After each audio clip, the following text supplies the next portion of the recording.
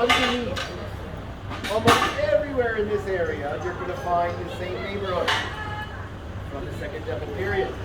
Some were preserved better, some were preserved worse. Some have a water cistern from the Crusader period that was big right through. Okay? Now, behind me, okay, underneath what's today the Shivana Kotel building, they left the bottom floor, which is the remains of an entire neighborhood. Remains of at least 5 or 6 houses from this time period. They were all destroyed in the first week of Elul, August, year 70. Got it? Now, it's being the neighbors and the people there are over here as well.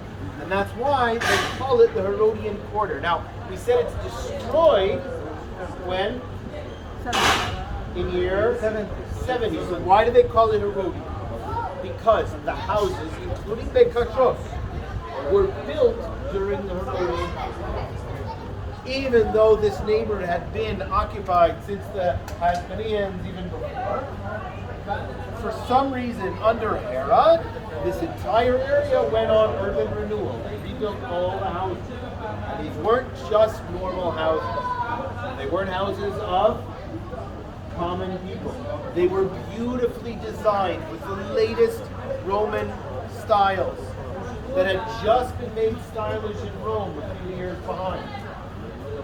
Okay? We find a multiple ritual baths in every single house.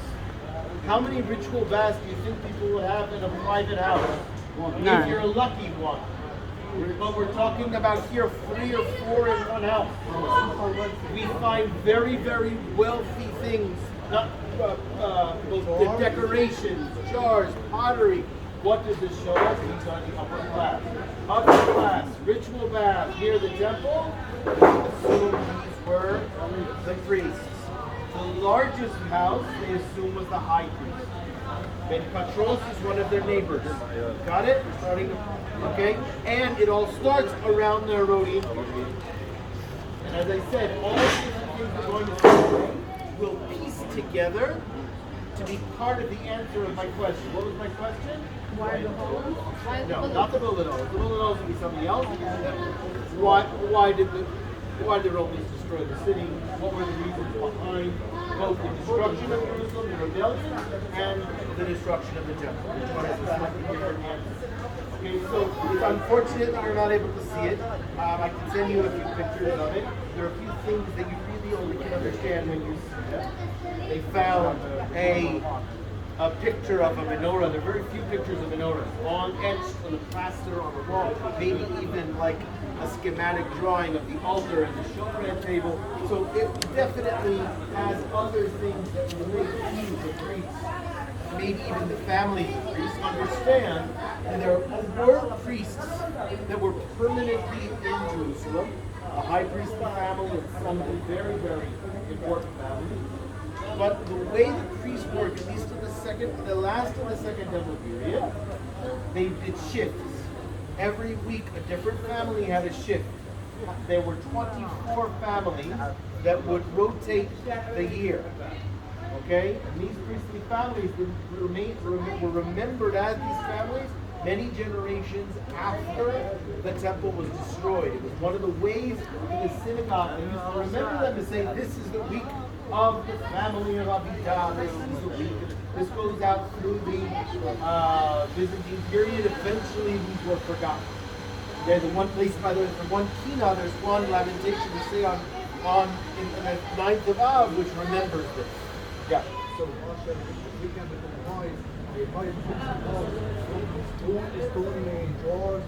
not only. It's because it's so close to the temple, it's the largest house here.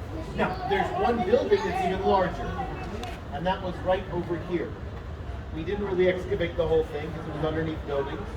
What do we assume that is? Think. Even bigger than the high priest's house. Hasmonean Palace. The Hasmonean Palace. Remember, Herod builds a brand new palace near Jaffa. But the Hasmoneans, who were priests themselves, had a palace that was right adjacent to the temple. Is that the one with the cone shape on the top? Yeah, we don't know that's. But that's the one in the model? But that's the one in the model, and that would have been right here. Okay, now they're building right now a two Right things here, that as in where? One, Underneath the right? underneath this whole area. Okay, we don't know exactly because most of it was not exceeded down to that level. They're rebuilding now two things. One is the Tiferet Yisrael synagogue, which was the partner to the Horva synagogue, is the main synagogue of the Ashkenazi community in the 19th and early 20th century. Okay, the Sephardic community already had their 4 synagogues just over a year. And the Ashkenazi community, the Hasidim had Tiferet Yisrael, the non-Hasidim, anti-Hasidim had the Horva. That you'll learn about later on. Underneath, by the way, both the Horva and the Tiferet Yisrael, we found part of the Second Temple period, houses, mikvahot. I helped with that excavation. This is about the year 2000. Okay, now, one more thing just to note, and then we really have to break for lunch. That we are going. I'm gonna pick up with this point when we finish. I just want to leave with it. We speak about Second Temple period, right? That's what we're learning about. Yeah.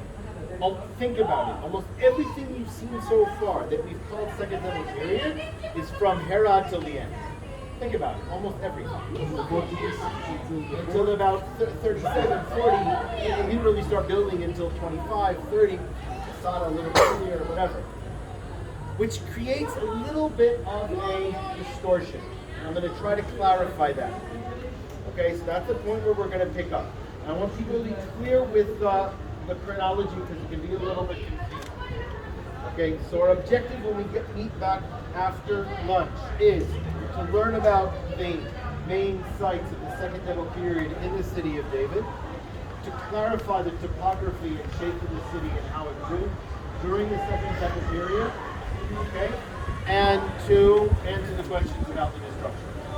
That's what we're going to try to do. There's many other things to talk about, burial, things. Now, if things come up, we'll talk about them. We have to speak about the synagogue.